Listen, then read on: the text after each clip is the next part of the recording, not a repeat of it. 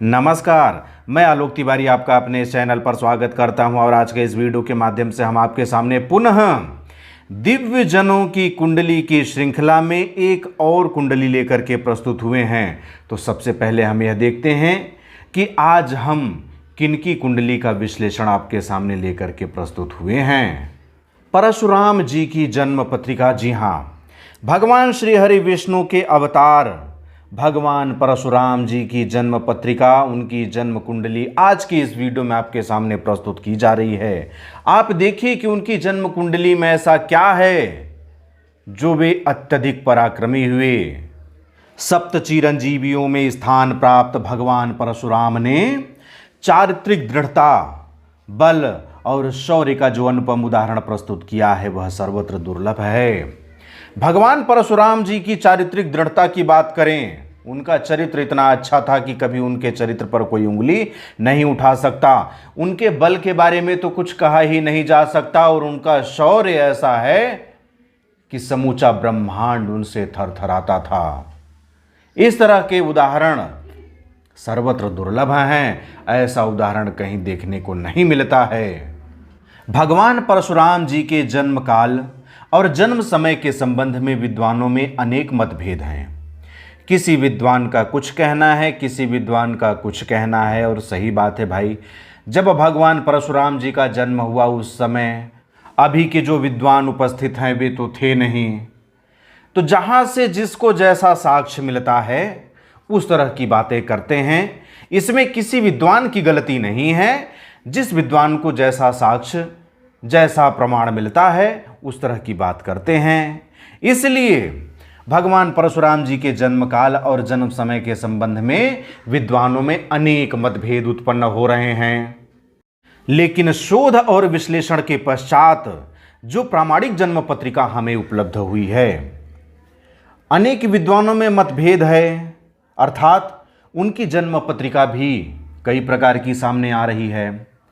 लेकिन उनके चारित्रिक गुणों का, उनके शौर्य का, उनके बल का, उनके पराक्रम का जब मेल किया गया तो शोध और विश्लेषण के पश्चात प्रामाणिक जन्म पत्रिका जो हमारे पास आई उसके अनुसार हम इनके व्यक्तित्व और कृतित्व का आकलन प्रस्तुत कर रहे हैं। स्कंद पुराण और भविष्य पुराण में भगवान परशुराम की जन्म पत्रिका का विवरण प्राप्त होता है। यदि आप स्कंद पुराण उठा लें या भविष्य पुराण उठा लें, इन दोनों में भगवान परशुराम की जन्म पत्रिका का विवरण प्राप्त हुआ है।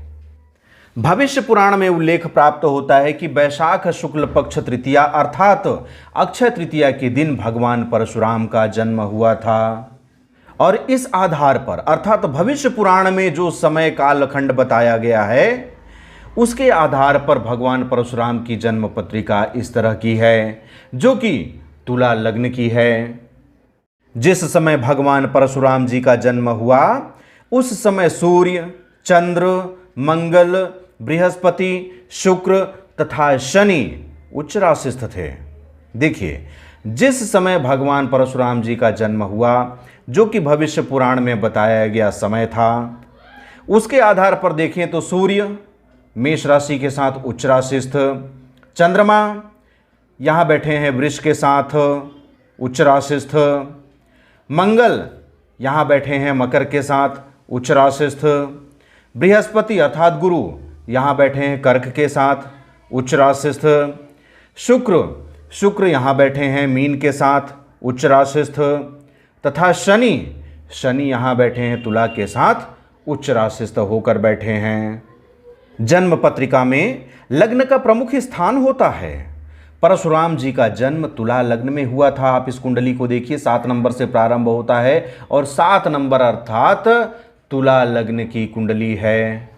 तुला लग्न के कारक ग्रह शुक्र और शनि क्रमशः षष्ठम और लग्न भाव में अपनी अपनी उच्च राशि में स्थित हैं। तुला लग्न के सबसे कारक ग्रह लग्नेश शुक्र हैं। फिर उसके बाद शनि, क्योंकि ये चतुर्थ और पंचम भाव के स्वामी हैं, त्रिकोणेश हैं। इस तरह से आप देखें तो तुला लग्न में सबसे कारक ग्रह होते हैं शुक्र और शनि। त्रिकोणेश की बात करें तो यहाँ पर बुध भी त्रिकोणेश हैं, लेकिन एक भाव इनका द्वादश भाव भी है, इसलिए सबसे अधिक कारक ग्रह में शुक्र और शनि ही हैं। और दोनों को देखिए, शुक्र षष्ठम भाव में उच्च राशिस्थ हैं और शनि लग्न भाव में उच्च राशिस्थ हैं। देखिए, शुक्र यहाँ पर षष्ठम भाव में मीन राशि के साथ उच्च राशिस्थ हैं और शनि यहाँ पर लग्न भाव में अपनी उच्च राशि के साथ स्थित हैं। बृहस्पति पराक्रमेश हैं और दशम भाव में उच्च राशिस्थ हैं। बृहस्पति को देखिए पराक्रमेश हैं, 9 नंबर यहाँ लिखा हुआ है, अर्थात तृतीय भाव में। तृतीय भाव पराक्रम का भाव होता है। इस तरह से बृहस्पति पराक्रमेश हैं और दशम भाव में अर्थात यहाँ पर कर्क राशि के साथ उच्च राशिस्थ हैं। बृहस्पति की यही स्थिति भगवान परशुराम को पराक्रमी बनाया।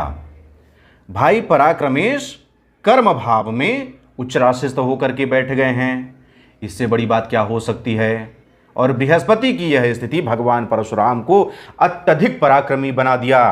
भगवान परशुराम के पराक्रम से कोई भी अनभिज्ञ नहीं है। भगवान परशुराम कितने पराक्रमी थे आप सबको ज्ञात है। साथ ही स्वभाव से पराक्रम के कारक मंगल भी चतुर्थ भाव में उच्च राशिस्थ होकर बृहस्पति को पूर्ण दृष्टि से देख रहे हैं। मंगल पराक्रम के कारक ग्रह हैं। मंगल सेनापति हैं और सेनापति सदैव पराक्रमी होते हैं। यदि पराक्रम नहीं है तो कैसे सेनापति भैया।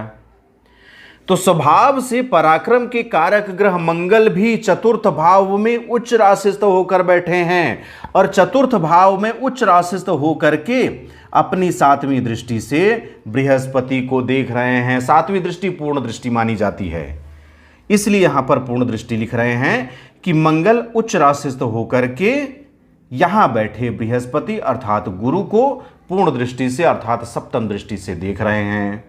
यह स्थिति भी परशुराम जी को पराक्रमी बनाने के लिए सहयोगी स्थिति है। शनि, मंगल और बृहस्पति के केंद्र में उच्च राशिस्थ होने से लग्न, चतुर्थ और दशम भाव में क्रमशः शश, रुचक और हंस योग का निर्माण हो रहा है। आप यहां पर देखिए, सबसे पहले शनि को देखते हैं, लग्न भाव में उच्च राशिस्थ होकर के बैठे हैं। और जब भी कोई पंच तारा ग्रह केंद्र भाव में स्वराशिस्थ या उच्च राशिस्थ होकर के बैठते हैं तो पंच महापुरुष राजयोग बनता है। शनि केंद्र भाव में उच्च राशिस्थ होकर के बैठे हैं तो शश नामक पंच महापुरुष राजयोग बन गया। मंगल को देखिए, चतुर्थ भाव में उच्च राशिस्थ होकर के बैठे हैं, केंद्र भावस्थ हैं, उच्च राशिस्थ हैं, इसलिए मंगल से रुचक नामक पंच महापुरुष राजयोग बन गया।